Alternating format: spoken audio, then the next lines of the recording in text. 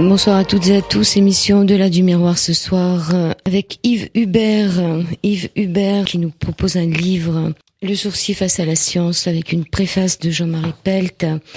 Ce fameux Jean-Marie Pelt qui dit que la sorcellerie, tout le monde connaît, mais la sourcellerie, la science des sourciers, est-ce que vous la connaissez? Je pense qu'Yves Hubert la connaît très très bien, cette sourcellerie. Bonsoir. Bonsoir. Vous la connaissez bien parce que vous avez écrit un livre, Le sourcier face à la science, comment découvrir l'eau souterraine. Oui, j'espère la connaître bien. On connaît jamais une chose à fond, mais c'est un aspect que j'ai travaillé, l'étude de cette réaction qu'ont les sourciers sur les écoulements est quelque chose de très important. Et c'est quelque chose qu'il faut y connaître. Donc Jean-Marie Pelt, vous l'avez rencontré? Oui. Parce que c'est quand même un préfacier illustre. Hein.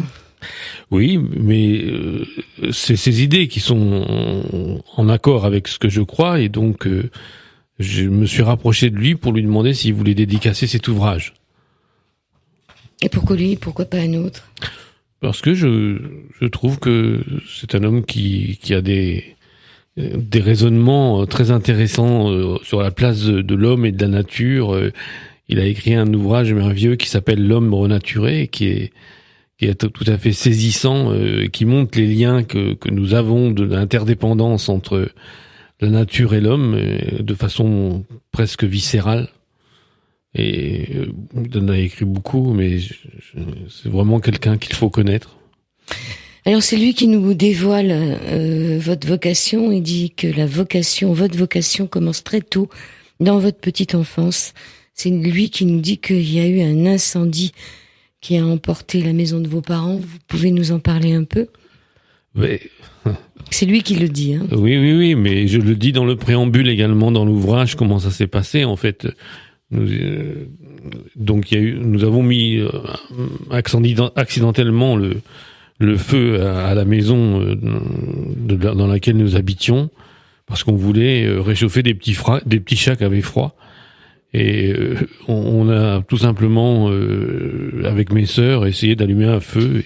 Ce feu a pris dans la paille, a pris après un peu plus loin que la paille, après a pris dans la grange, a pris dans le foin qui était stocké, et puis elle s'est répandue dans toute la grange. Et toute la maison a brûlé. Et c'est à partir de, je crois que c'est bien sûr, j'ai assisté à ce désastre, à cet accident. Et vous avez assisté à l'avenue des pompiers qui demandaient de l'eau. Ben oui. Et c'était tellement puissant cette force qu'avait l'eau sur le feu, mais le feu était encore aussi très très puissant que j'ai compris qu'il existait dans l'eau une ressource assez extraordinaire pour justement pouvoir éteindre ce feu. Et je crois que ça, viscéralement, à partir de ce moment, j'ai dû me lier avec l'eau et avec l'élément eau. Je voudrais pas engager les auditeurs en devenant des pyromanes quand même. Non, mais c'est amusant parce que c'est finalement c'est ces pompiers qui demandaient de l'eau qui finalement vous ont attiré vers l'eau. Vous dites que l'eau a capté votre corps, mais aussi votre psychisme. Bah oui.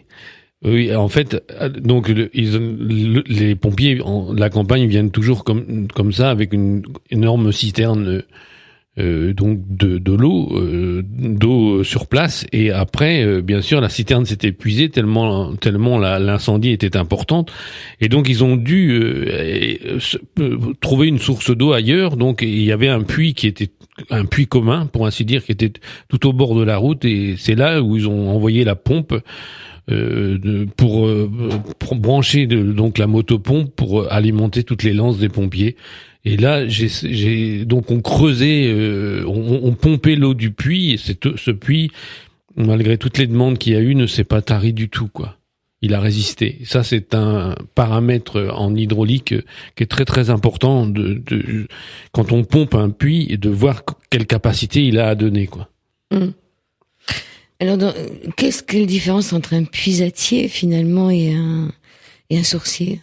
Ah ben, c'est pas la même chose. Le puisatier, son rôle, c'est de creuser et puis de concevoir un ouvrage pour exploiter l'eau. Donc, il y a même des puits qui sont des puits qu'on appelle en araignée, enfin, quand il n'y a pas assez d'eau, on creuse des galeries un petit peu en étoile à partir de la base pour capter. Ça se faisait autrefois. J'ai déjà vu des puits comme ça. Et donc pour capter le maximum d'eau, parce que il y a parfois juste des tout petits écoulements d'eau des gros comme des têtes d'épingle qui nourrissent tout simplement ce puits. Voilà, et il faut augmenter le volume. Alors on faisait ça autrefois. Maintenant on fait plus ça pour faire des ouvrages de captage, mais il y a des fois où on peut pas. Il y a la réserve d'eau est tellement faible que on est obligé de faire un ouvrage important. J'explique dans mon ouvrage que plus on décaisse en gros diamètre et plus on aura de volume d'arrivée d'eau qui seront multipliés, quoi. Dans une certaine limite, bien évidemment. Ouais, alors, vous me demandiez ce qu'on n'arrive pas à comprendre pour des gens comme moi qui finalement on n'arrive pas à saisir. Et votre livre explique plein de choses, mais bon, vous cherchez la source. On est d'accord, ce qui se trouve en dessous, mais même si vous dites à des personnes de creuser à tel et tel endroit. On se demande comment l'eau va sortir, elle jaillit, comment ça se passe? Ah non, alors elle ne jaillit pas, enfin à moins qu'on soit sur une source artésienne, mais c'est quand même assez rare. L'eau, en fait, quand on creuse et qu'on la rencontre, soit on la creuse au marteau fond de trou, c'est-à-dire avec une puissance de frappe et d'air, hein. Donc à ce moment-là, quand on envoie l'air, bien sûr, l'eau remonte, mais quand on retire tout cet outillage, l'eau qui est en pression dans les couches au niveau horizontal, bien sûr, va remonter dans l'ouvrage de forage à un certain niveau. Et ça sera fonction de cette pression qu'il y a sur l'horizon de cet aquifère et aussi la pression atmosphérique. Il y a un équilibre qui va se produire et c'est ce qu'on appelle le niveau statique de l'eau dans un ouvrage de forage. Voilà, en bas, c'est le niveau dynamique où l'eau arrive. Bon, on reviendra là-dessus parce qu'il y a beaucoup de choses dans votre ouvrage qui m'ont interpellée. Vous dites quand même qu'il y a deux camps. Hein. Le sourcier se trouve donc face à deux camps en ce qui concerne si on y croit ou si on n'y croit pas. D'une part, ceux qui mettent en doute sa probité et d'autre part, les convaincus d'avance qui voient en ce personnage un magicien ou un faiseur de miracles. Ces derniers, donc les convaincus d'avance, causent à l'art probablement autant de dégâts que les premiers. Pourquoi ceux qui sont convaincus finalement peuvent causer des dégâts ? Parce que, en fait, quand on est convaincu parce que on a une conviction trop profonde sans en avoir vu, je veux dire quelque chose, je crois que ça touche presque le fanatisme. Dans ces cas-là, c'est pas juste, quoi. Il y a des gens qui pensent justement qu'on a toutes sortes on a ce pouvoir de trouver l'eau, donc on peut faire aussi autre chose, et on peut peut-être même trouver de l'eau dans des milieux arides, ce qui est impossible. Voilà, et je crois que les gens qui prétendent, on a aussi certaines limites, et donc qui prétendent qu'on puisse faire beaucoup de choses, ne servent pas non plus l'art du sourcier. Je le crois fondamentalement. Vous dites que Déméter et Moïse aussi frappaient déjà le sol avec un bâton. Hein, c'est l'histoire du bâton, ça remonte il y a très très loin. Alors, en tout cas, on a même retrouvé dans les sculptures du Tassili, paraît-il, des gens qui tenaient des instruments détecteurs, ou en tout cas se servaient de branches de bois sculptées pour certainement détecter l'eau souterraine. En tout cas, toujours est-il que des paléontologues, pardon, ont suspecté que il s'agissait d'une recherche d'eau souterraine, quoi, à cette époque. Et c'est un livre qui a été donc diffusé par le BRGM. Alors je pense que ça doit être quelque chose de sérieux. Toujours est-il que oui, Moïse, dans l'Exode, justement, quand il conduit les Hébreux vers la terre promise,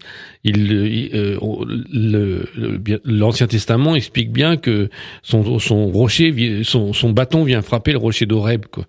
Et c'est de là où une source jaillit, quoi. En fait, on peut penser aussi que le bâton a fléchi parce que la baguette s'est trouvée attiré parce que dans ce rocher justement il y avait une circulation d'eau souterraine et c'est là que tout s'est produit et que justement il a pu abreuver le peuple qui qui se dirigeait avec lui vers la terre promise.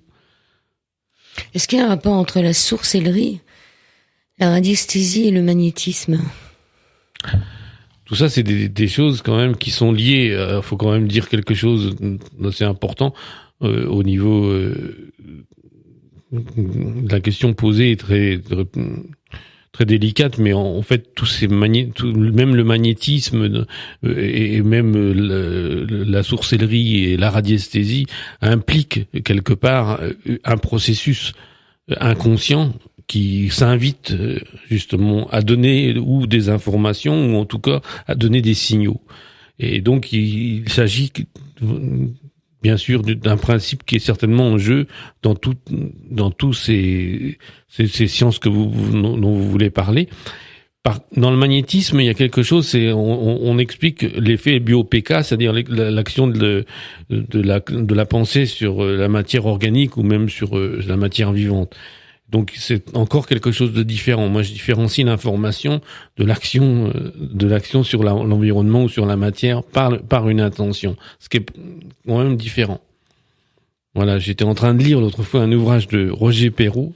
Je sais pas si je peux raconter cette expérience. Si, au contraire. Au lit, à l'antenne.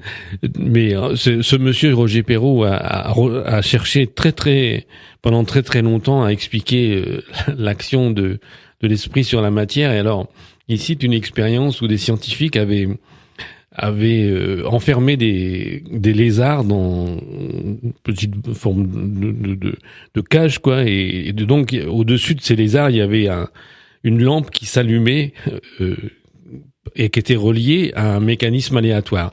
C'est-à-dire qu'on ne pouvait pas influencer ce mécanisme, c'était lié au hasard. Il y avait autant de temps sur, par exemple, 5 heures, autant de temps d'allumer qu'autant de temps d'éteindre. Et ils se sont aperçus que certains lézards, parmi ces lézards, il y avait certains lézards qui arrivaient à faire déjouer le mécanisme aléatoire pour que justement cette lampe soit plus longtemps allumée. Et cette expérience a été reproduite. Ils se sont même demandé si c'était pas leur esprit scientifique qui agissait sur le mécanisme aléatoire. Toujours n'est-il qu'il y avait une chose qui se produisait et on n'a pas su l'expliquer parce qu'ils se sont retirés et ils ont fait ça aussi durant la nuit et tout en étant endormis. Et malgré tout, les mêmes lézards ont reproduit des dérèglements du mécanisme aléatoire. Alors ça, c'est quelque chose qu'on ne sait pas du tout expliquer. Et pourtant, ça existe. C'est comme les histoires des poussins là qui sont mis devant cette espèce de robot, ou l'histoire des rats, ou l'histoire des rats qui est dans votre livre. Alors vous dites aussi que la sorcellerie est la seule mancie par le monde qui a pour pierre angulaire le corps en mouvement. Qui passe par le corps. Oui, c'est vrai. Et pourtant le magnétisme quelque part aussi, on pourrait dire que ça. Oui, mais alors le magnétiseur agit sur quelque chose avec son corps. Là, c'est pas du tout la même chose. Enfin, je considère que c'est pas pareil parce que c'est comme si le corps devenait quelque part l'instrument de la nature. D'ailleurs, dans certains endroits, il est comme ébranlé de par la force qui existe en dessous. Ce corps est comme touché de l'intérieur et comme il se contorsionne. Beaucoup de gens sentent des choses viscéralement. Oui, une sorte de transe. Peut-être, on peut parler de transe. En tout cas, oui, il y a un état modifié de conscience, oui. Alors, au Moyen-Âge, les sorciers, enfin les sorceliers ou les sorciers étaient considérés comme démoniaques par l'Église et devaient être brûlés, non? C'est ce que je dis dans le livre. Oui, c'est ce que vous dites dans le livre. Je trouve que c'est assez malheureux parce que, en plus, je veux dire, le clergé à l'époque et ce sont les seuls qui possédaient, pour ainsi dire, presque les moyens de faire apprendre. En tout cas, c'est les premiers lettrés quelque part. Souvent, quand on voit vraiment dans le très haut Moyen Âge, quoi. Et cette science a été complètement condamnée par Luther aussi, alors qu'en fait, il s'agit, à mon avis, d'une réaction biophysique et de rien d'autre. Et malgré tout, on pensait que les sujets avaient pactisé avec le diable, quoi.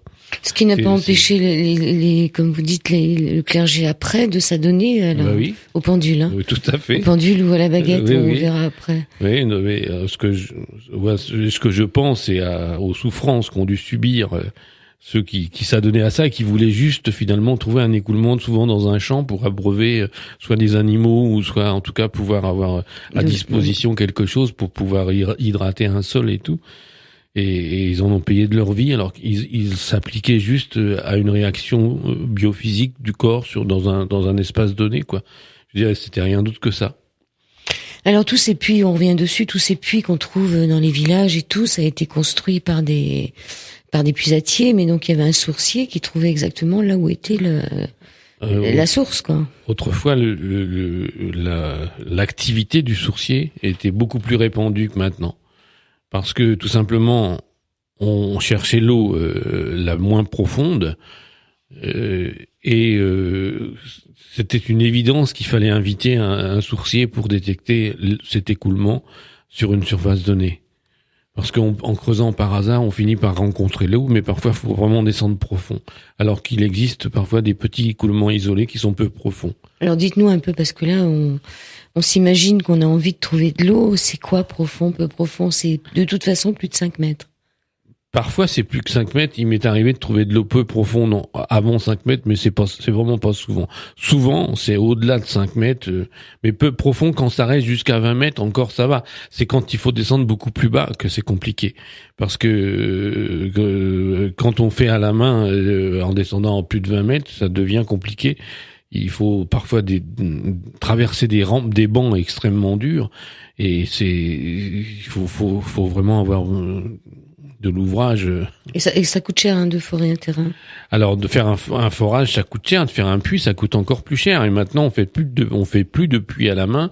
Donc, quand les puisatiers d'aujourd'hui, qui font encore des puits, ils les font à la machine, mais quand ils rencontrent un banc dur, ils sont bloqués. Et souvent, l'eau est en dessous la roche, c'est-à-dire à la base du banc, et pas en dessous, mais à la base.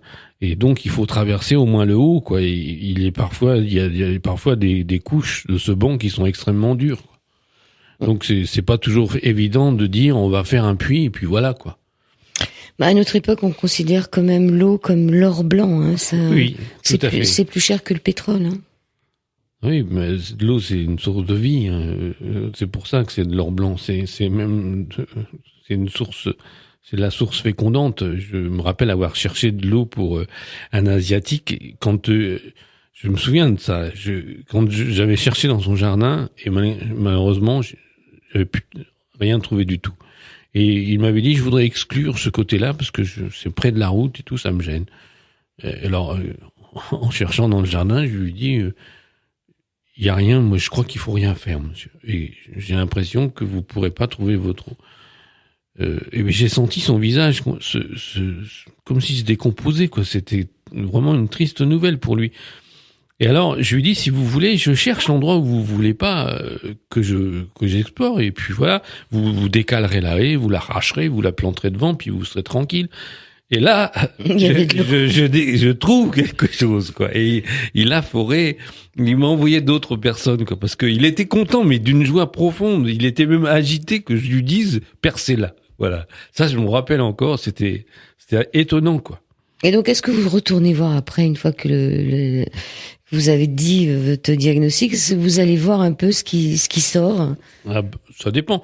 Mais en fait, j'essaye de rester en contact avec les foreurs et c'est bien sûr que ça m'intéresse tout ça. Mais parfois, la recherche est éloignée. Alors, si ça coïncide avec un trajet, je peux aller repasser sur l'endroit pour voir comment ils ont installé l'ouvrage, quoi. Mais j'y vais pas systématiquement, quoi. Vous parliez de cet Asiatique, mais vous avez un Touareg dans votre livre qui vous dit que l'eau se prononce pareil que le mot vie. Oui, chez eux. Oui. J'avais été étonné de cette rencontre et pourtant c'est vrai.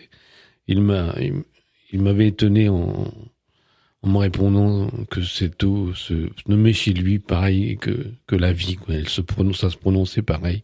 C'est vrai, et je crois qu'on devrait penser à la vie avant de penser à l'eau quand on absorbe l'eau, quoi. Alors on va écouter un peu, vous parlez de Gaston Bachelard qui disait que l'eau à l'état pur lave, efface, nettoie et purifie. Une belle citation. Vous nous avez demandé, Thaïs, comme pause musicale, de Jules Massenet. Oui.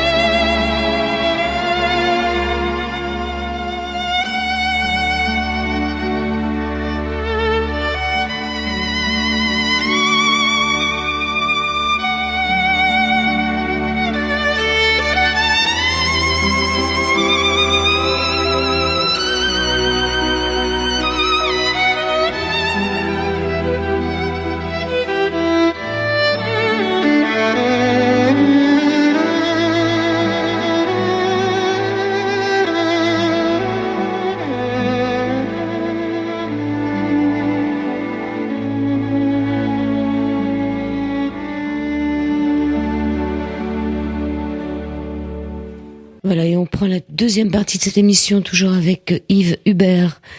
Nous parlons de sourcellerie, non de sorcellerie, de sourcellerie. Yves Hubert, dites-moi, que dites-vous contre, à ceux qui sont contre, aux détracteurs, ceux qui vous disent que c'est la chance, que c'est le hasard? Qu'est-ce que vous leur répondez? Je réponds que parfois, il faut quand même se fier aux expériences et aux résultats, et que si les résultats sont là, c'est qu'il doit se passer quelque chose, et ça serait bien s'ils pouvaient nous suivre un petit peu et regarder ce que nous faisons, quoi. Parce que vraiment, je considère que le but, c'est que le client soit donc servi dans ce qu'il demande, et le sourcier, quand il cherche l'eau, donc il va rechercher l'endroit le plus fracturé dans le sous-sol, ou le plus perméable, un petit peu pareil, en tout cas là où la loi de perméabilité, la loi de Darcy qui est en présence, et c'est cet endroit-là précisément qui va le faire réagir, qui va faire réagir ces instruments. Et je comprends pas pourquoi les gens peuvent douter. Et je pense que tout le monde doit douter, c'est normal. Mais quand les faits sont là, je comprends pas pourquoi on peut douter. Je ne sais pas. Je connais une société de forage. Ils ont pour forer par hasard à un endroit donné. Je le raconte dans le livre. Et ils étaient sûrs de trouver l'eau. Et c'est à Méry-sur-Oise? Non, c'est pas Méry-sur-Oise, c'est un autre endroit. Et je me souviens d'ailleurs plus l'endroit, mais je pourrais vous le retrouver. Et donc ils ont fait plein de gruyères un peu partout. Ils ont fait un seul trou, mais un trou quand même à 36 mètres de profond. Et il faut quand même le financer. 36 mètres, c'est de l'argent.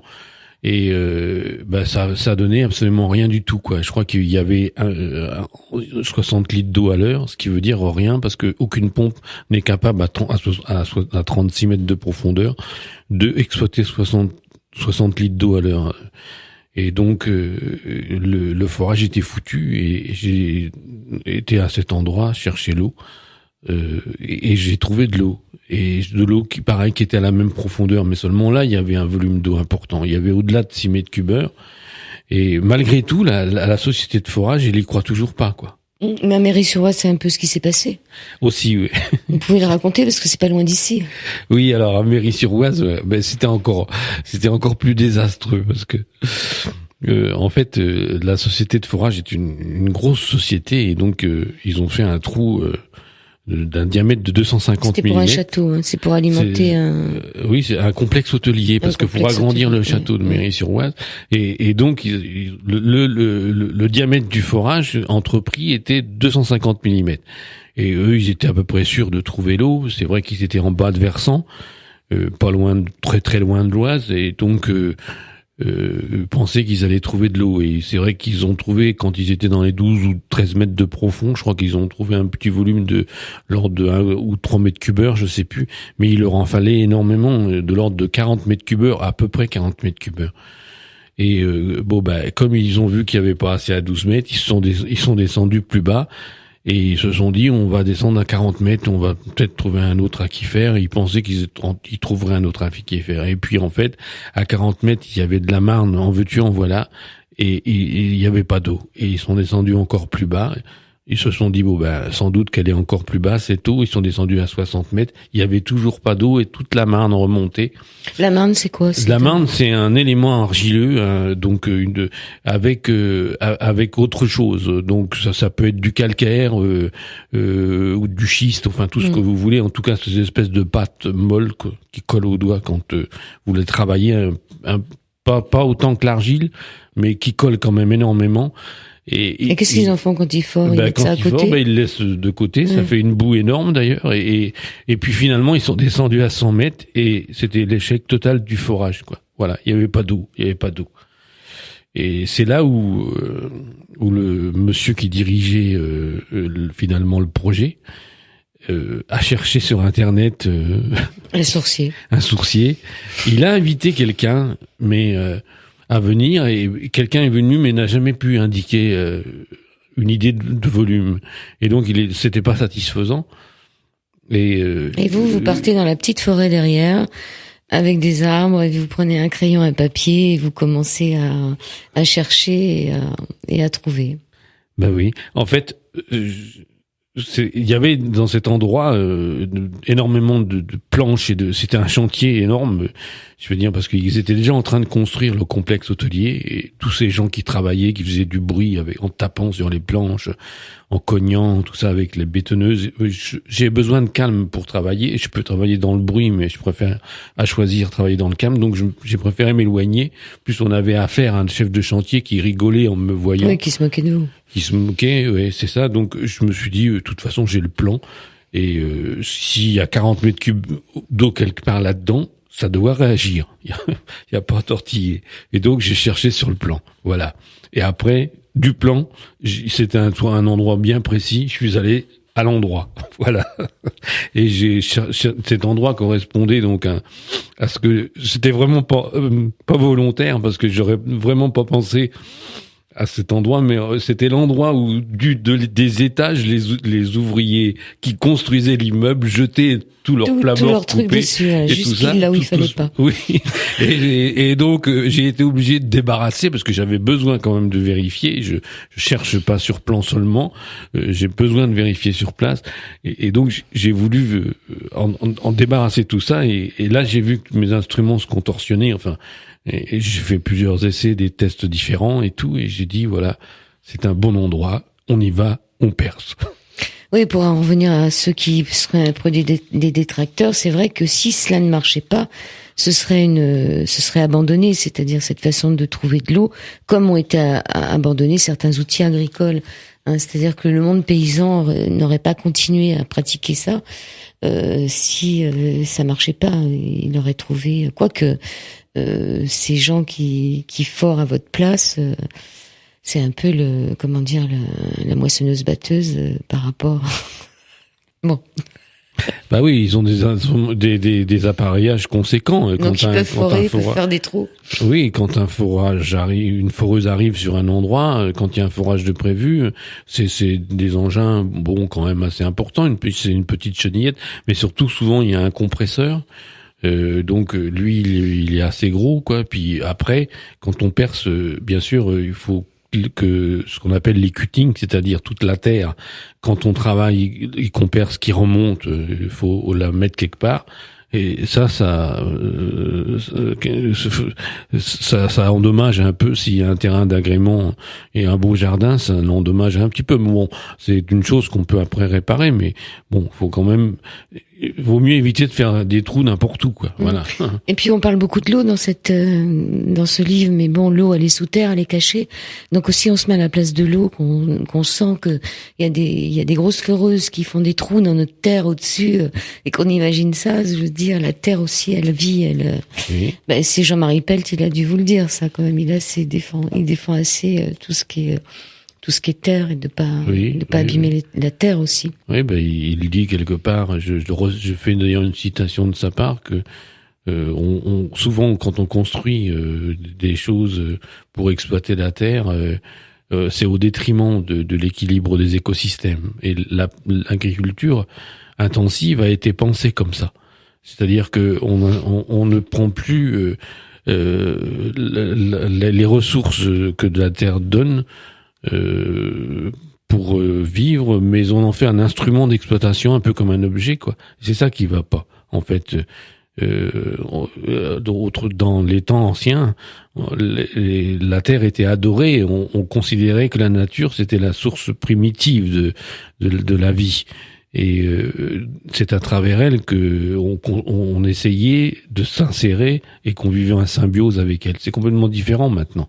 On construit des fermes gigantesques, énormes. Des fermes-usines. Et en fait, on tourbe tous les écosystèmes. Rien ne va plus. C'est comme ça que ça engendre de la pollution, que les sols sont surexploités. Et que en plus, pour les surexploiter, il faut bien sûr envoyer ce qu'on appelle des produits phytosanitaires, mais qui sont en vérité des pesticides qui, eux, après avoir été sur la plate, descendent dans la nappe. On va rester là parce qu'on est en pleine COP21. Je voudrais vous poser la question. Vous parlez d'un certain Rocard, je ne sais pas quel est son prénom, qui était donc un scientifique qui s'était intéressé de près à la travail sur les sourciers et qui a perdu son siège à l'Académie française. Je sais plus son prénom de ce fameux Rocard. Oui, c'est le père de la bombe à neutrons, Yves Rocard. Yves Rocard. Qu'est-ce qu'il en est aujourd'hui de ceux qui s'intéresseraient justement à des sciences un peu moins invasives, comment dire, un peu plus... puisqu'on est en train de parler de la façon dont on peut forer la terre, notre terre-mère, avec des appareils... Qu'est-ce qu'il en serait d'un scientifique aujourd'hui qui s'intéresserait de près à tout ce qui est... En fait, vous savez, j'appartiens à une association, un institut de recherche et tout ça, mais en tant que ami, quoi, je veux dire. Et je sais qu'il y a des gens qui font, par exemple, des mémoires sur les propriétés de l'esprit, en tout cas, où il y a un jeune qui a l'autre fois pondu un mémoire qui avait pour titre le regard la sensation d'être observé. Voilà, je cherchais le titre de son mémoire, et il a fait ressortir justement qu'il y avait des sensations qui étaient inconscientes et tout, mais on lui a demandé à tous ces jeunes qui sont sur le bord justement des sciences et des choses qui sont pas reconnues comme sciences, on leur demande toujours de rester très prudents. Et les scientifiques qui étudient ces phénomènes-là, même en France, ils préfèrent parfois changer de nom parce que ils risquent de perdre leur crédibilité, et donc ils travaillent sous un nom différent. Oui, vous n'êtes pas trop d'accord avec finalement toutes ces expériences qu'on fait sur le paranormal. Vous expliquez, vous avez un chapitre dans votre livre, vous dites que c'est pas, vous n'êtes pas trop d'accord sur la façon dont on exerce dont on essaye de regarder ce qui se passe justement dans le psychisme des gens qui ont un peu de magnétisme ou autre. Alors, le magnétisme se trouve dans certaines parties du corps, et ça, vous l'expliquez à la page 45, c'est de l'oxyde ferrique, on en a tous, en plus ou moins grande quantité, et ça se retrouve dans différentes parties du corps. Oui, enfin, c'est Baker, beaucoup de scientifiques ont travaillé sur cet aspect-là, mais Baker a le premier peut-être localisé les cristaux de magnétite sur le corps des pigeons et même dans certaines bactéries qui suivent la ligne de champ de force, d'inclinaison du champ magnétique lié justement à leurs propriétés qui font qu'elles peuvent se développer, quoi. Et il y a énormément finalement dans la nature, il y a beaucoup de phénomènes qui sont liés à une sorte d'inconscience qui fait que l'animal devient quelque part informé de ce qui se produit à un endroit ou de là où il doit aller, quoi. Et ça, c'est ou même là où il doit se nourrir. Parce que la raie, par exemple, quand... Vous trouvez de l'eau aussi, vous l'expliquez bien dans votre livre. Oui. L'animal sait trouver de l'eau mieux que nous. Oui, voilà, oui. Et la raie, la raie qui vit sous la mer, elle détecte sa proie par un phénomène magnétique, paraît-il. Et ça, c'est assez étonnant. Mais moi, ça m'étonne pas du tout. Je trouve que c'est merveilleux, même. Vous voyez? Alors, chez l'être humain, donc, ces localisations de magnétite, d'oxyde ferrique sont réparties en 6 étages symétriques, 2 à 2, sous les arcades sourcilières, au point d'attache des tendons des muscles du cou, au point d'attache supérieur des muscles lombaires, dans le creux des genoux et enfin dans les talons d'Achille. Mais alors pourquoi pas dans les mains? Si, il y en a dans les pouces aussi. J'ai oublié de le mettre? Ben oui, je sais pas, ça va. Ah, j'ai dû oublier. Oui, il y en a dans les pouces, dans les 2 pouces. Oui, et parfois même, c'est pour ça que justement qu'il y a des personnalités de sourciers qui sont différentes. C'est que parfois il y a des inégalités de charge, hein, pour ainsi dire. C'est vraiment du mini, hein, c'est dans les très petites sensations. Mais en fait, c'est pour ça que le fait qu'il y ait des inégalités de charge magnétite, ça occasionne des perceptions différentes. C'est pour ça qu'il faut pas copier sur la méthode des autres. Pourquoi aussi, quand vous nous dites pourquoi avoir les paumes des mains tournées vers le ciel quand vous tenez la baguette? Oui, parce que c'est toujours comme ça qu'il faut faire. Ben, je sais pas. Ça semble quand même un peu fou dans la mesure où l'eau elle est en dessous. Oui, je sais, mais on est l'instrument de la nature. Donc vous accueillez le ciel pour aller vers l'eau. Non, on accueille, c'est un ensemble. L'eau et le ciel, l'eau du ciel et le ciel qu'elle habitait sous terre, elle existait aussi dans le ciel. Je veux dire, on fait ça de cette manière. J'ai pas vu de sourcier qui travaillait, sauf quand on travaille peut-être à main nue, peut-être. Et encore, le sourcier que je cite qui travaillait à main nue, il travaillait avec 2 mains. L'abbé Lombard. Oui, voilà, oui. L'abbé Lombard travaillait juste avec ses mains, il n'avait pas besoin de baguette. Mais non. Vous dites qu'il trouvait de l'eau qui était pas très profonde. Oui, qui était c'était dans le département. Je cite le département de.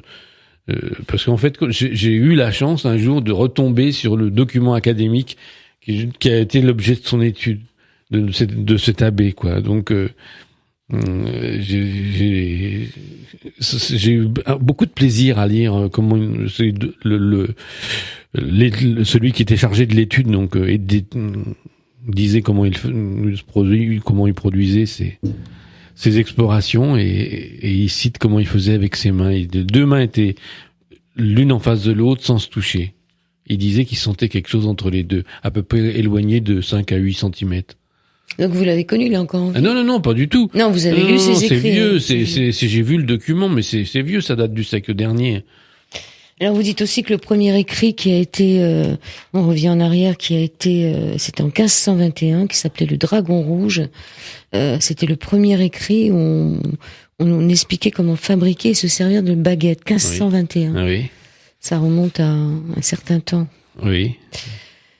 Il y a un chapitre aussi où on pense toujours que on cherche avec des noisetiers. Mais vous dites, il y a tout un chapitre dans votre livre, vous dites que dans d'autres pays, on se sert pas du coudrier. Non, ça, il y en a pas. Alors, on prend d'autres arbres. On prend un autre arbre, on prend de l'olivier, on prend ce qu'il y a. Et puis on trouve l'eau quand même, en fait. Faut bien penser que cet instrument du sourcier dont on parle le temps avec la baguette de noisetier, c'est pour ainsi dire, c'est quelque chose qui signe son art, là, le sourcier en France, quoi. Mais en fait, faut penser que c'est un objet qui est tenu dans ses mains, qui est en déséquilibre. Bien sûr, il doit avoir l'habitude, il doit être comme marié avec cet instrument, mais l'instrument n'a pas de propriété par lui-même. On doit être bien avec son instrument et c'est tout, quoi. Je veux dire, c'est lui qui sert de langage expressif, qui finalement, c'est quelque chose qui se produit dans son propre corps. Il le vit intérieurement. Et la baguette sert d'expression de cette vivance. C'est pour ça que on peut utiliser toutes sortes de bois. Il n'y a pas de bois qui donne de mauvais signaux. Est-ce que c'est parce qu'il y a de la sève dans le bois? Parce que vous devez le changer tous les ans, votre baguette. Alors mais non, mais moi j'utilise pas une baguette de noisetier parce que je le dis dans le livre, j'utilise une baguette à ressort que j'ai fabriquée moi-même et sur laquelle j'ai mis des lanières en Maintenant, cuir. mais au départ vous avez commencé avec une baguette comme tout Oui, le en monde. bois. Donc cette baguette, il faut la changer tous les ans parce que quand elle devient dure, elle peut plus. Oui, il y a un moyen pour la conserver, c'est de la mettre dans l'eau. Quand on a terminé, on peut la glisser dans l'eau. Et à ce moment-là, elle continue à garder un peu sa souplesse, mais ça va pas durer éternellement. Donc on la change tous les ans au printemps. Oui, en principe, on la change tous les ans. Et si on veut bien l'accueillir aux époques comme nous explique le dragon rouge, on doit la couper quand elle est dans le soleil. Le soleil se trouve dans le signe du lion. Voilà. Oui. Bon, on va revenir sur votre façon d'être en rapport avec l'eau. Donc, vous écrivez à un moment que vous parlez de vous, donc je lis le texte. Hein. S'il sent l'eau, c'est la partie sensible de lui-même qui va l'éprouver. Mais ce lieu en lui-même où il est sensible, c'est aussi le lieu où il est le plus vulnérable et le plus menacé. Alors ça, je me suis demandé, où était votre vulnérabilité dans ce lieu où vous êtes le plus sensible? C'est pas obligé de répondre. En fait, moi, j'entends dans l'acte du sourcier, où je le conçois comme une sorte de acte de créateur, ou en tout cas hein, quelque chose de semblable qui a quelque part quelque chose à voir avec la créativité. Et quand on veut créer, quelque part, on doit se dépouiller de soi-même, on doit se dépouiller de ses concepts, on doit se dépouiller de qui on est, on doit faire agir ce qui est dans la personnalité, ce qui est presque dans la germination dans l'essence même de ce qui est vivant, quoi. Et c'est là où justement entre cette chose qui naît et ce néant qu'on est vulnérable. C'est là qu'existe la plus grande sensibilité. C'est dur à dire et c'est dur à expliquer, mais c'est comme ça. Oui, parce que vous attachez vraiment l'eau au psychisme, hein, c'est-à-dire que c'est vraiment le même élément. C'est comme si on était dans notre élément, c'est-à-dire que dans l'eau, on va laisser les auditeurs réfléchir.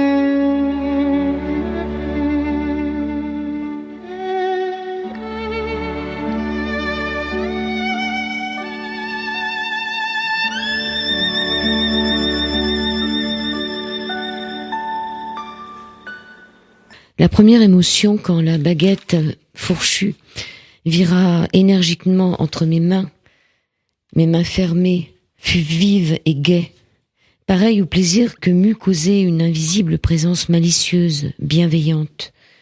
Je ne me lassai pas de l'interroger. Sous l'influence d'une eau proche ou massive, le mouvement de la baguette rappelle, tant il est exigeant, la révolte d'une couleuvre qu'on veut maîtriser. Ça, c'est Colette. Je sais pas dans quoi elle a écrit ça, mais c'est vous qui avez mis cette citation sur Colette, qui a dû s'exercer, on peut dire, à la... Sans doute, mais elle vivait dans la nature. Voilà. L'importance de la main, hein, quand même, dans le fait de tenir la baguette, parce que la main, faut peut-être qu'elle soit ni trop serrée, ni trop crispée. Ni trop, en fait, faut qu'elle soit abandonnée, comme abandonnée à quelque chose qu'on veut donner,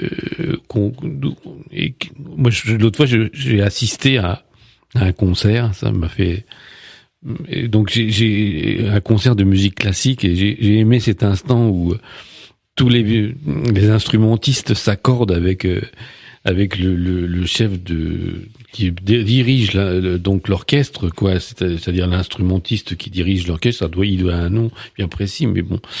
Et ce moment, c'est un moment presque magique. Tout le monde s'accorde et il se tourne vers eux, il recommence et tout ça. Et ben en fait, il faut être dans l'inverse. Faut penser que le sourcier, lui, s'accorde lui aussi avec l'émetteur qui est justement la nature. C'est ça, en fait, le secret. Il n'y a pas d'autre secret que celui-là. Et bien sûr, il y a des endroits où c'est plus difficile et où parfois on a l'impression que la terre est muette, mais ça fait rien. Et il faut s'engager quand même. Il faut travailler. Il faut explorer parce qu'on peut pas savoir. Il peut avoir quelque chose. Voilà. Ça vous est arrivé de tomber sur des terrains où il y avait rien aussi. Ça m'est arrivé. L'autre fois, je suis allé dans un endroit où ils avaient forêt. Et le monsieur était persuadé de trouver quelque chose. Le foreur ne croyait pas aux sorciers. Donc ils ont foré et ils ont rien trouvé. Et donc ils se sont dit, bah écoutez, on va quand même tenter à nouveau, on va forer ailleurs. Et ils ont foré ailleurs. Et ils ont encore rien trouvé. Et le monsieur voulait quand même de l'eau, même si c'était... il avait, je crois, une idée de géothermie et tout ça. Ça se passait dans la Brie, hein. Et donc il m'a invité à venir et j'ai parcouru tout son terrain et mes instruments ont bougé à un certain endroit, mais j'ai conclu à la fin qu'il fallait pas persévérer. Moi, je crois qu'il trouverait jamais rien dans l'endroit où là, il fallait descendre très très profond, enfin plus profond, au-delà de 80 mètres, et ça commencerait à devenir coûteux et c'était plus la peine, quoi. Donc, en plus, ce que j'ai pas compris, c'est que ce monsieur m'avait contacté avant de choisir son foreur. Et il m'a pas sollicité. Sans doute que le foreur a dû le dissuader. Toujours est-il que je suis intervenu après et j'aurais pu lui faire gagner de l'argent. Voilà, parce qu'il a dû payer quand même le forage, malgré tout. Et un forage est beaucoup plus coûteux que ma propre prestation. Mais vous dites à un moment de votre livre, je retrouve pas la phrase maintenant, mais que c'est comme si vous étiez pas capable de trouver ce qui est trop important, c'est-à-dire que votre baquette ne fonctionne pas quand c'est vraiment des grands lacs souterrains. J'ai plus la phrase exacte. Parce que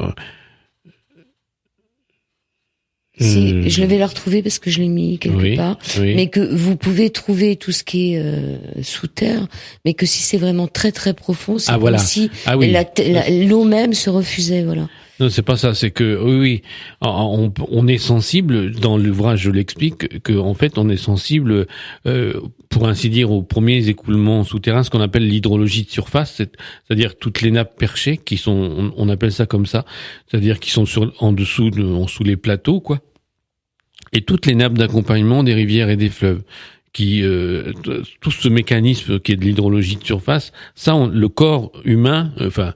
Le corps est sensible à cette, pour ainsi dire, ce gisement, cette fréquence, oui. Mais plus profond, ce qu'on appelle l'hydrologie profonde, qui est en dessous du niveau de la mer, hein. Par exemple, ici, je sais pas à combien on peut être, mais dans les 100 mètres, c'est un exemple. Tout ce qui est en dessous du niveau de la mer, c'est-à-dire en dessous du zéro et tout ça. Et je parle en altitude là, ça c'est beaucoup plus difficile à investiguer. Et je connais peu de sorciers qui travaillent sur ces profondeurs là. En fait, parce que c'est la matrice. Ça vous avez peut-être pas accès. Peut-être, oui. Puis je crois aussi qu'à l'origine, on est fait pour vivre, je vous dis, en symbiose avec la nature et avec la terre. Et que le psychisme de l'homme devait être sensible à ce qui était capable de le nourrir. Voilà, et dans les profondeurs importantes, la sensibilité est différente. Là, il me vient quelque chose à l'esprit quand on voit toutes ces eaux minérales en bouteilles. Je dis pas les noms, tout le monde les connaît.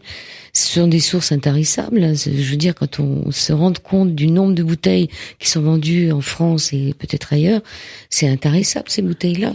En général, de toute façon, on sait, on a même cartographié toutes les eaux souterraines de de la France, on connaît toutes les positions des aquifères et tout ça. Et en général, quand on exploite un endroit pour faire pour vendre ou tout ça, on limite parce que comme on connaît, on sait qu'on pourra prélever tant et qu'il y a une capacité de régénérer donc la ressource. Elle est lente, mais elle existe. Et donc on se limite justement à son exploitation par rapport aux chiffres qui sont donnés. Ça, c'est vraiment important de respecter ça. Vous parlez de l'intuition aussi, parce qu'il y a une certaine intuition aussi dans le sorcier. Vous dites que c'est a posteriori de l'événement que souvent nous comprenons que nous avons eu une intuition, et c'est vrai. On se dit tiens, je le savais.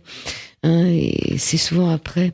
Et vous parlez aussi du récepteur, parce que quelque part vous êtes un récepteur, et vous dites que vous employez le mot récepteur, et immanquablement, celui-ci fait penser aux ondes radio, comme sur une radio ce soir. Or, vous avez l'intime conviction qu'il s'agit d'une toute autre réalité. Oui, oui. Je pense que, enfin, en tout cas, toutes les recherches qui sont faites aujourd'hui indiquent qu'il n'existe pour le psychisme pas de localité. On est sur des phénomènes non locaux, quoi. Et qu'on a l'information, mais c'est une information qui nous vient du dedans.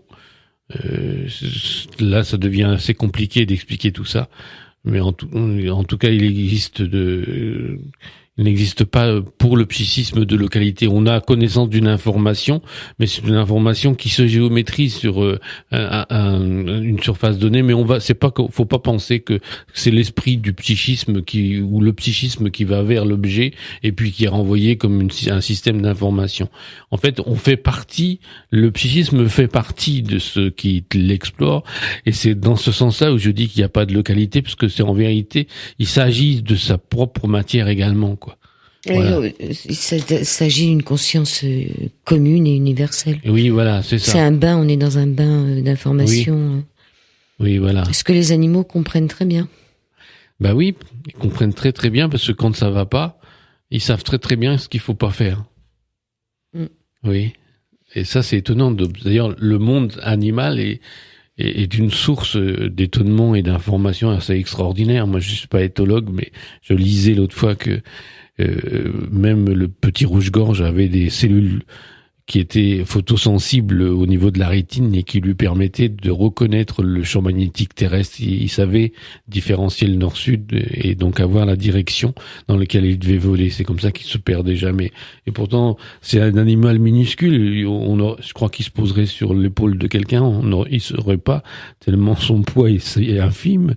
Et pourtant, il a cette sensibilité. Je veux dire, c'est extraordinaire, quoi. Et on arrive à comprendre aujourd'hui, au XXIe siècle, comment il fait pour se diriger, mais c'est vraiment très très élaboré. Alors il aurait aussi des particules de magnétite dans son bec, mais les scientifiques pensent qu'il s'agit d'une connexion entre justement ces cellules photosensibles qui sont dans sa rétine et aussi ces réceptions qui sont liées à des particules de magnétite dans son bec. En fait, que tout ça travaillait en combinaison pour informer son... Tout ça, c'est du fer, hein. Donc c'est du fer, je veux dire. Les particules de magnétite, oui, c'est du fer, oui, c'est du fer ferreux, oui. Ouais. Alors, parlez-nous un peu de Quinton et de son plasma, parce que vous en parlez dans le livre quand même. J'en parle souvent, en fait. C'est la réflexion de Quinton était assez... à l'époque, c'est ancien quand même, hein. Ça date de 1875, ou un truc comme ça. Enfin bon, dans ces dates-là, et il expliquait que justement toute la vie, et il avait raison de ce côté-là, en tout cas que les premières manifestations de la vie sont venues des océans et que nous étions à l'origine des poissons. C'est après qu'on s'est dressé, qu'on est sorti de l'océan et qu'on a commencé à avoir des pattes qui nous poussaient, puis après qu'on a commencé à se redresser, quoi. Mais l'océan est le berceau même de la vie. C'est l'océan qui est... D'ailleurs, la Genèse dit quelque part dans la Bible que l'esprit de Dieu planait au-dessus des eaux, la source de vie, et l'océan, c'est la même chose. Enfin, je veux dire, le verbe est lié complètement à le verbe dans la Genèse. Le verbe, c'est la présence de Dieu, donc est lié énormément à cet océan. Et cette source de vie, elle est aussi en nous. Quand d'ailleurs la quantité d'eau que nous avons est différente quand une personne naît que quand une personne qui avance en âge, elle a ses réserves en eau qui diminuent. L'eau de source de vie, comme le disait Quinton, et que nous dérivons tous de ces organismes finalement qui sont capables de reconnaître et d'entretenir la vie. Et Quinton donc avait fait un plasma de Quinton qui permettait de soigner les blessés, je crois, pendant la guerre. Oui, mais on en trouve encore, même c'est même un remède intéressant à utiliser chez les femmes enceintes qui sont fatiguées et tout ça. C'est un peu un remède dangereux. Mais pas que pour les femmes enceintes. Et oui, pas pour les femmes, pour les gens épuisés, voilà, et pour les gens déshydratés. Enfin, oui, voilà. Oui. On a beaucoup parlé du captage, mais à un moment vous parlez, donc je sais plus si c'est à Méry-sur-Oise ou ailleurs, le monsieur est très content que vous ayez trouvé la source, mais après il vous demande de trouver le point de rejet. C'est le seul moment que vous écrivez dans votre livre. Qu'est-ce que c'est que le point de rejet? Parce que, en fait, c'est pas le tout de trouver de l'eau, mais qu'est-ce qu'on en fait, c'est ça? Alors, attention, on peut pas rejeter l'eau qu'on capte si on change sa nature. C'est interdit. Donc le point de rejet, c'est parce que là, c'est un projet certainement de géothermie. Donc on capte l'eau et on la fait passer dans des circuits. Et comme l'eau dans le sol, elle a une température à peu près constante, on peut récupérer ces calories de l'eau et les faire passer dans des circuits, les comprimer et bien sûr élever la température de la pièce avec ça en faisant des chauffage par l'eau, quoi. Oui, voilà. C'est ce qui est tout en prenant une ressource en eau qui est peu profonde.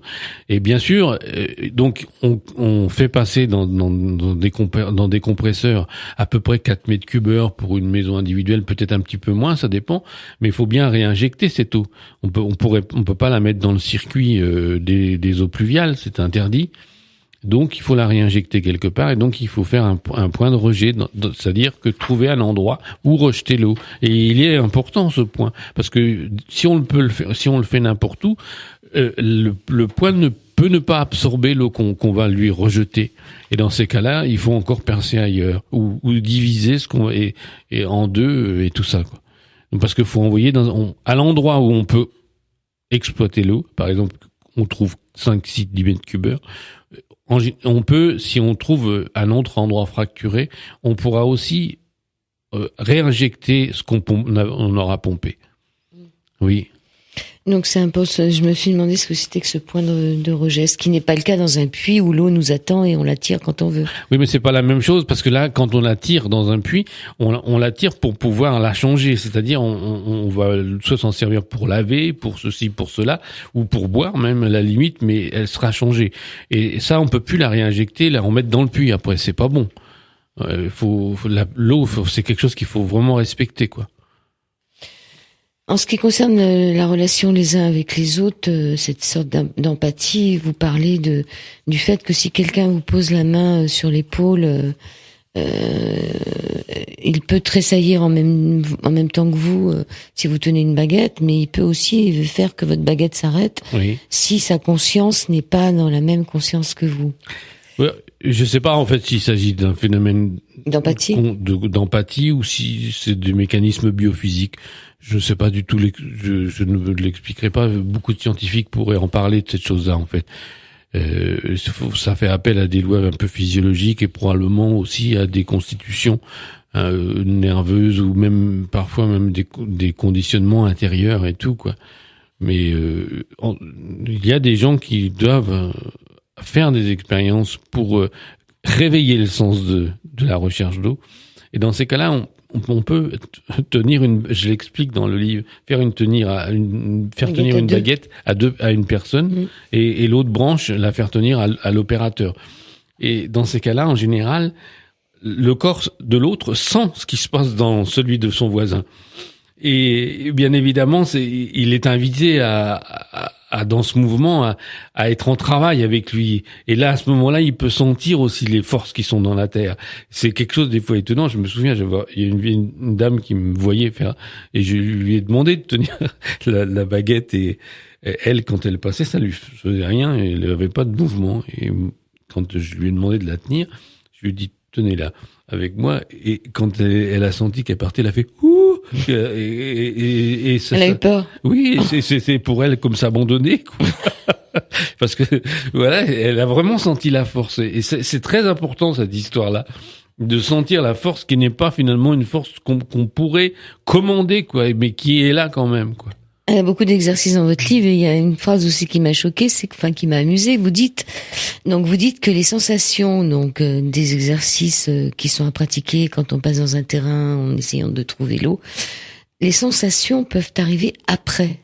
C'est-à-dire une fois que vous avez quitté le terrain, ou après, c'est-à-dire que pour les novices. Ah oui, alors non, c'est-à-dire que ça c'est curieux d'ailleurs, mais faut penser que la sensibilité, ou cette sensibilité, pour ainsi dire, aux écoulements souterrains, elle est quelque chose de différent, complètement différent de ce qu'on pourrait percevoir ou comprendre. Et le corps, bien sûr, c'est très facile à expliquer, à comprendre et à concevoir si, par exemple, vous avez en vous une sorte d'acquisition d'une notion ou d'une sensation, mais que si vous ne prêtez pas cette sensation-là, bien sûr, vous bougez et vous dépassez la zone. Et en dépassant la zone, après, c'est là où l'instrument se met à bouger, parce que justement, il faut un temps. Et que le corps doit pour accuser le mouvement, mais comme on marche bien, si on restait sur la même place, le corps, on attendrait un peu et ça se mettrait à bouger, mais comme on marche, on dépasse la zone. Mais petit à petit, cet écart, chez le novice, il se rétrécit pour avoir lieu après, juste sur l'écoulement. Oui. Parce que le corps devient comme marié à la recherche, quoi, marié avec l'eau, quoi, quelque part. Il est pris dans ce jeu de l'eau, quoi. Voilà. Oui, il y a cette visualisation dont on n'a pas parlé, et puis il y en a, je sais plus quel c'est, je pense que c'est l'abbé toujours qui conseillait d'avoir une petite bouteille d'eau, tout petit flacon d'eau dans la poche, pour bien se rappeler ce qu'on cherche. Oui, mais en fait, c'est important des fois d'avoir même moi je viens avec certaines roches qui sont des roches en géologie, on parle d'aquifères. On parle pas seulement d'eau souterraine, c'est-à-dire on pense au contenu et au contenant. Le contenu, c'est l'eau, et le contenant, c'est la roche.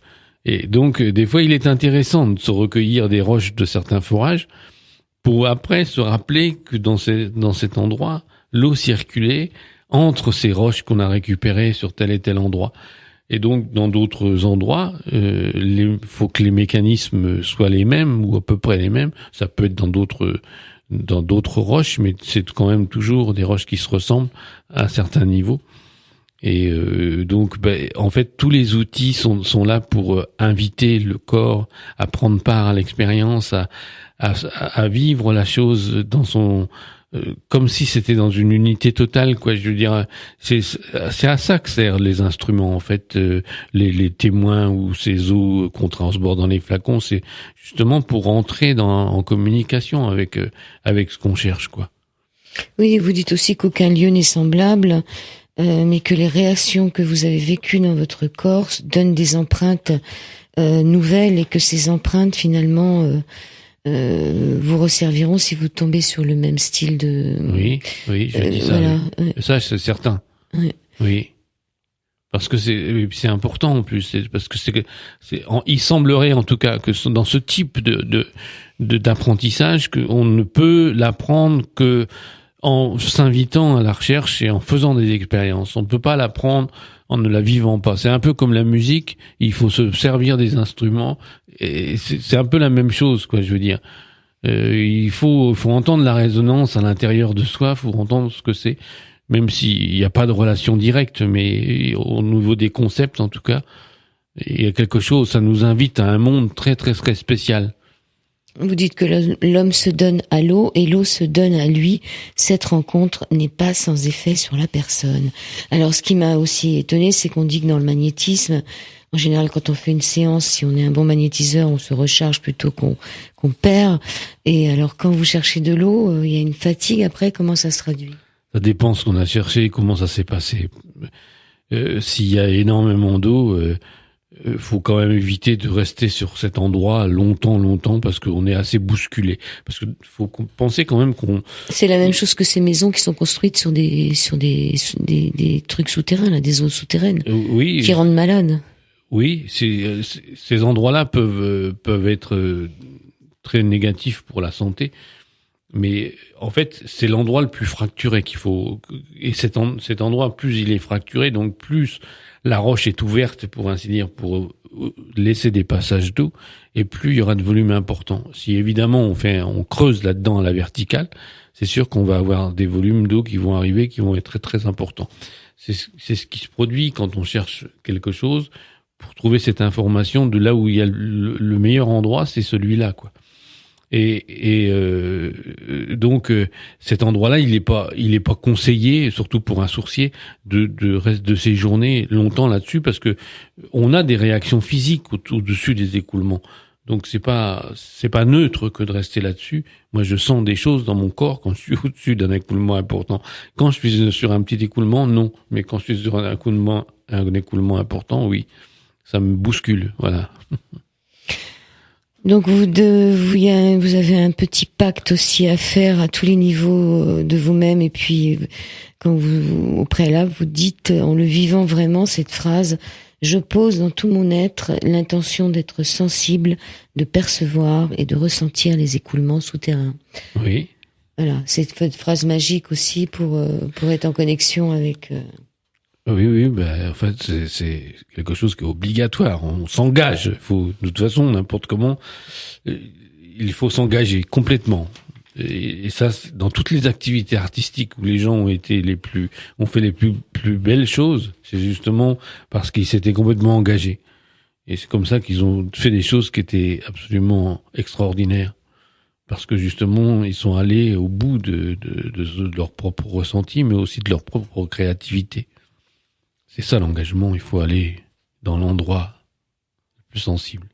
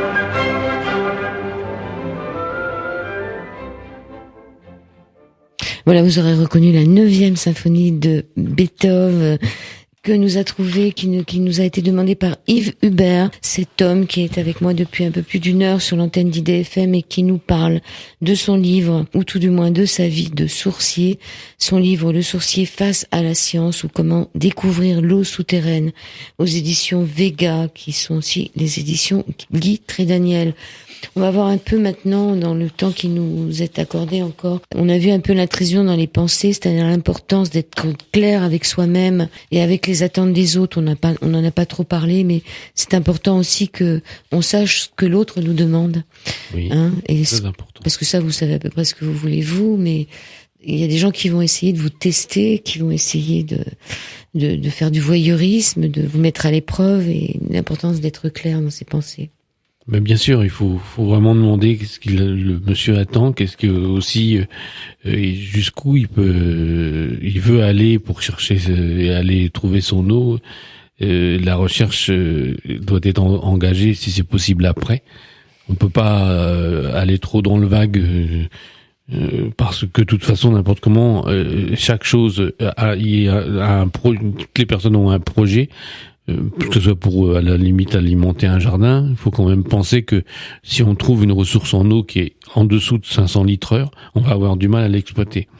Parce qu'il n'y a pas beaucoup de pompes qui peuvent pomper 500 litres heure. Il faut au minimum 800 litres, quoi. On peut arriver, mais c'est un peu désastreux. Moi, je me souviens avoir indiqué à quelqu'un, attention, c'est vraiment très très limite, il n'y a pas beaucoup d'eau. C'était du côté de Dourdan, mais dans les hauteurs. Hein.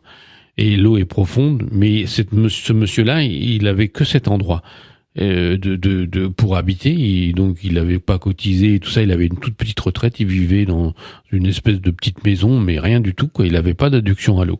Et en fait, il s'est passé exactement la chose à la profondeur que j'avais indiquée. Il y avait vraiment pas beaucoup d'eau. Mais le foreur a eu l'intelligence de mettre une sonde qui avec la pompe, ce qui fait que quand le niveau d'eau dans le tubage, dans le forage d'eau baissait trop, la pompe s'arrêtait. Elle se mettait en manque d'eau. Et puis quand ça se reconstituait, elle repartait à nouveau, tout ça relié à un réservoir au-dessus, qui fait que finalement il arrivait à reconstituer le besoin en eau qu'il avait, quoi. Et il était content avec ça, et en plus il avait quand même une eau de bonne qualité. Donc parce que ça, on n'a pas parlé de la qualité de l'eau, mais ça devrait faire une émission rien qu'à lui. Oui, c'est important la qualité. Alors, on va parler de la confiance et de l'intention. Il faut avoir confiance, hein. C'est-à-dire, et vous avez cette très très belle phrase à la page 225.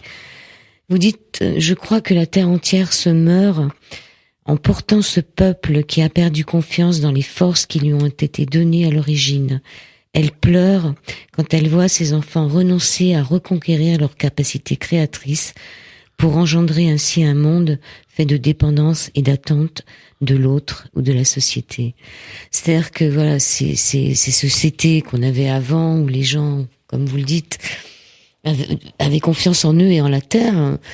Je trouvais que cette phrase était très très belle. Si la société, si la terre elle se meurt pas, mais il y a tellement de choses à découvrir. Oui, puis il faut rester justement en accord avec sa personne et tenter d'être sur cette terre pour exploiter tout ce que recèlent tous les trésors de la personnalité, parce que en fait il y a énormément de choses. Chaque humain est un être différent sur terre. Et l'enjeu, c'est de trouver justement ce qui correspond à chacun pour qu'il puisse jouer son rôle, la musique, qui est le chant universel de l'humanité finalement. C'est ça qui est beau, c'est que chaque personne a un rôle particulier à jouer, et donc il faut arriver à trouver cette unicité qui est cachée parfois en nous, qui des fois se découvre de façon très particulière. Par hasard, puis parfois il y a des gens qui savent très bien que c'est telle direction qu'ils prendront, et il n'y a pas d'autre direction à prendre. Ou alors ils prennent cette direction parce qu'ils n'osent pas avoir confiance dans une autre. Oui, aussi, oui. C'est ça le système de la confiance, c'est qu'on ne peut pas trouver de l'eau si on n'a pas confiance, et en nous et en l'eau qui est en dessous. Oui, il faut avoir, en plus, qu'il faut avoir confiance, mais il faut avoir installé cette détection. C'est pas quelque chose qui se vit la première fois. Il faut l'installer en soi, cette détection, c'est-à-dire avoir toute une ramification intérieure qui s'est créée, que justement quand on s'abandonne à l'eau, cette ramification se met en branle, pour ainsi dire, en action, et là on agit en équation avec elle. On ne fait que agir en équation avec elle, et c'est quand bien sûr, on se trouve face à un écoulement en dessous. Il est évident que ce système qui a été mis en place par les expériences passées va se mettre en activité et va alerter le psychisme que l'eau est en dessous. C'est comme ça que ça se produit. C'est comme ça qu'on a l'information. C'est pas autrement.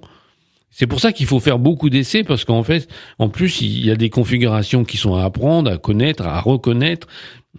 C'est pas si facile. Il y a des petits écoulements qui font donc de petits signaux, qui font de petites amplitudes, mais il y a des fois, il y a que ça à utiliser parce qu'il y a que ça à faire. Et donc, c'est important de savoir reconnaître tout ça, quoi. Je veux dire, ça demande tout un entraînement long qui se fait sur plusieurs années, et il faut à tout prix travailler. Sinon, les gens sont bricoleurs, voilà. Mais bon, on est quand même, on a cette fameuse puissance du oui et du non qui est là depuis l'enfance. Quand on fait non avec la tête, quand on fait oui, c'est le plus et le moins. C'est la réponse du pendule, c'est la réponse de la baguette. C'est un code entre le plus et le moins. Voilà, je veux dire, c'est un code vibratoire et on l'a tous ce code. On sait très bien, même si on ne parle pas la même langue, si l'autre il dit oui ou non. C'est un oui et non finalement. C'est toujours le oui et le non. Oui, ce qui est fermé ou ce qui est ouvert, quoi. Oui, évidemment. Oui, c'est une sorte de code qui finalement s'engage à l'intérieur de soi aussi, quoi, et qui s'extériorise à un moment donné de l'aventure du sourcier quand il est sur le terrain, quoi. Voilà, mais il y a des oui qui sont des vrais oui, et il y a des oui qui sont des faux oui. Oui, puis il y a des oui qui voudraient être un non, parce que le problème, c'est de savoir si on attend un oui ou un non. Si on attend quelque chose, on a beaucoup de problèmes, parce que la réponse, forcément, qui va l'induire. Ah ben oui. Hein? Oui, il faut pas avoir d'idées préconçues, ça c'est très très important. Il faut vraiment faire le vide, et dans le vide, qui va donner la réponse? Alors, vous êtes très humble, vous dites à la fin de votre livre, pratiquement à la fin, que vous êtes aussi guérisseur. Vous pouvez nous raconter cette histoire de la vie qui ne tient qu'à un fil? Je savais pas que vous allez m'interroger sur ce sujet-là, mais vraiment, écoutez, c'est une expérience qui s'est produite. Parce que tout simplement, j'avais un ami qui m'avait demandé donc de regarder si son père devait être opéré. Bon, en fait, son père était âgé et ce monsieur, ce dont tous les chirurgiens et les médecins se demandaient s'ils allaient supporter l'opération. Et je me rappelle quand j'ai recherché sur le corps, quand je l'avais devant moi, et donc je recherchais au pendule sur les coronaires du cœur, et j'ai senti ce poids du pendule devenir léger, comme si je tenais plus rien, il y avait plus aucun poids, quoi. Et ça, j'ai eu une expérience, une sorte de sensation étrange à l'intérieur, et je lui ai dit, je crois qu'il le faut, monsieur, que vous soyez opéré. Je crois que ça serait bien. Mais j'ai pas traduit tout de suite ça, en fait. J'ai eu un moment de vide. Je savais pas comment interpréter. C'est après que ça s'est mis en connexion, et j'ai pensé qu'il s'agissait tout simplement de sa vie, qu'elle était reliée sa vie était reliée à un fil actuellement, parce que son cœur n'était plus nourri en oxygène. Et donc, il y avait l'opération qui devait certainement l'aider à la faire repartir, cette vie. Et voilà, c'est pour ça que j'ai dit oui, monsieur, je pense que c'est une bonne chose. Et je l'ai dit aussi à mon ami. Et puis l'opération s'est faite, et donc il a eu un pontage, et ça s'est très bien passé. Et le monsieur a vécu très bien.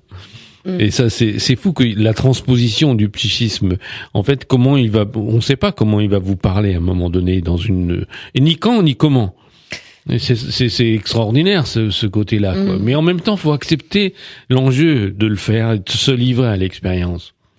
Et c'est pour ça que, en fait, les expériences faites en laboratoire pour reproduire des choses, ça ne vous plaît pas, parce que finalement, c'est pas la vraie vie. Mais on attend un résultat. Donc, dans la mesure où on attend un résultat, il y a de grandes chances que ce soit pas. Oui, on ne sait pas ce qu'est en fait, comment se comporte. Si ça se trouve, l'inconscient, quand il sait que c'est une expérience qui est une expérience artificielle, peut-être lui dit, moi j'en m'en fous de votre expérience, et il peut se retirer, pourquoi pas? Et ça serait très possible. Vous voyez, c'est pas obligé qu'il s'invite à tous les coups. Et puis bon, dans ces expériences un peu, on va finir sur quelque chose de drôle. Il y a des choses drôles dans votre livre. Vous pouvez nous raconter l'histoire du pendule sous ivre? Parce que voilà, ça c'est tout à fait l'expérience qu'on peut nous faire faire. Elle est drôle, cette histoire. Oui, non, mais je raconte, parce qu'en fait, je connaissais une dame donc qui habitait la région de Vierzon, Et cette dame s'était spécialisée dans la recherche des animaux qui s'évadaient de leur enclos. Et donc elle avait acquis une certaine renommée dans son coin, et les gens venaient vraiment souvent la trouver parce que les jeunes bovins en général, des fois ils suivent pas toujours les mères, et puis enfin bon, ils arrivent à se sauver. Et donc cette dame travaillait à ces recherches-là, elle aimait faire ça. Et alors, elle avait un pendule qui était un pendule creux, comme le pendule de l'abbé Mermet. Où on peut mettre quelque chose, ouais. Comment ? Où on peut mettre quelque chose dedans. Oui, un voilà, témoin, c'est ça. Et un jour, ses petits neveux, je crois, enfin les jeunes enfants de sa famille étaient là, et donc ils ont dévissé ce pendule et ils ont mis de l'alcool, de l'eau de vie dans le creux, puis ils ont refermé très fort pour ne pas que ça se voit, quoi. Et quand elle a voulu, cette radiesthésiste a voulu localiser les animaux, parce qu'elle le faisait quand même assez souvent, et qu'elle a pris son pendule et elle l'a tenu comme ça, et elle a dit comme ça qu'est-ce qu'il a, ce pendule, on dirait qu'il est sous, quoi. Qu'il est ivre. Oui, voilà, c'est ça. Et ça, mais c'est vraiment étonnant, mais en fait, il s'agit... Mais cette histoire, elle est fantastique, parce qu'elle ne savait pas qu'il y avait quelque chose. Donc... En fait, il s'agit de son psychisme, c'est comme si le psychisme était à travers les mains et était retourné vers l'extérieur, quoi. Et c'est lui qui se révèle à la vie, quoi, et qui donne justement, et là, l'instrument ne pouvait pas, parce qu'il était alcoolisé, quoi. Ben oui, mais est-ce qu'un instrument peut être alcoolisé? Je veux dire, il n'a pas de... Ben oui, mais c'est le prolongement du psychisme. Le corps le prend. Donc il le prend comme si c'était lui-même. Donc c'est bien lui-même qui est, enfin, ça fait partie de son prolongement, quoi. Je veux dire, vous voyez, c'est là où cet instrument devient, pour ainsi dire, le prolongement du psychisme. Il devient fou. Oui. Alors, donc vous êtes aussi guérisseur, hein. La vie ne tient qu'à un fil. Et il y a aussi une phrase qui m'a amusée dans votre livre. Vous dites que vous avez discuté à bâton rompu avec des radiesthésistes. Ça m'a bien fait rire, parce que c'était dans un congrès de radiesthésistes, et discuter à bâton rompu, ça m'a amusé. Le livre s'appelle Le sorcier face à la science. Vous vous appelez Yves Hubert, comme le prénom, hein, Hubert, oui. H-U-B-E-R-T. Oui. Il y a une préface de Jean-Marie Pelt, c'est publié chez Vega, mais Vega c'est très Daniel, hein, on peut dire, oui. C'est la même chose. Qu'est-ce que vous pourriez dire pour terminer cette émission? Mais écoutez, c'est une chose très intéressante de s'occuper d'une sensibilité inconnue, et que c'est intéressant que les gens fassent des expériences. Et même, il y a eu des gens qui ont douté, comme par exemple l'ancien directeur du Muséum d'histoire naturelle, qui pensait que c'était une histoire de croyance, les sourciers, mais un jour il a voulu essayer, il a tenu un bâton dans ses mains, et c'est là où le bâton s'est mis à bouger comme je ne sais quoi. Et en fait, même s'il voulait le retenir, le bâton continuait à se contorsionner, et peu de temps après, on a fait creuser à cet endroit, et c'est là où on a trouvé une ressource en eau très très importante. Et en fait, ce livre, c'est une invitation à vivre ce type d'expérience, parce qu'il se peut que ça se produise pas aussi. Tout le monde n'a pas ce genre de dérangement intérieur qui fait que la baguette se devienne magique. Oui, devienne magique. Mais c'est une invitation ce livre est une invitation à expérimenter, puis c'est aussi une invitation à découvrir un peu tout l'univers de l'eau, comment on peut, les sorciers se comportent par rapport aux écoulements, et je trouve que c'est une aventure qu'il faut avoir vécue avant de l'imaginer. Le vécu est quelque chose de fondamental. On finira avec une citation de Paul Éluard, qui est aussi dans votre livre, et qui est celle-ci: il y a un autre monde, mais il est dans celui-ci. Merci beaucoup, Yves Hubert. Merci à vous. Merci. À cette radio aussi. Merci.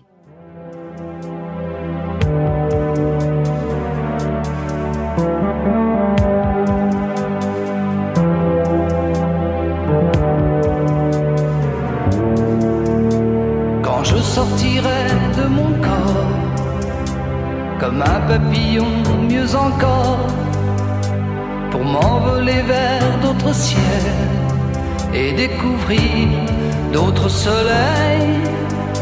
Quand je partirai dans la nuit, entre les fleurs et les bougies, quand je partirai pour de bon, souviens-toi de cette chanson. Quand j'aurai fini d'en finir, entre les larmes et les sanglots, je viendrai vers toi sans rien dire et flotterai comme un drapeau. Et dans un signe de la main, entre les vapeurs de l'encens, je sais que tu me verras bien. Tu sauras que je suis vivant. De l'autre côté de la vie, des mots de lumière je t'écris entre le silence et la nuit. De l'autre côté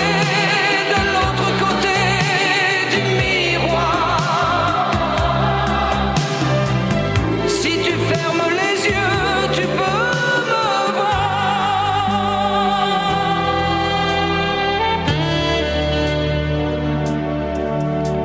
Quand j'aurai fini de parler, que je n'aurai plus rien à chanter, alors j'attendrai l'ascenseur. Et qu'importe le temps est là, si c'est à Paris dans mon lit ou dans un pays loin d'ici, ça n'est qu'un contrat qui se termine. Mais surtout, à la fin du film,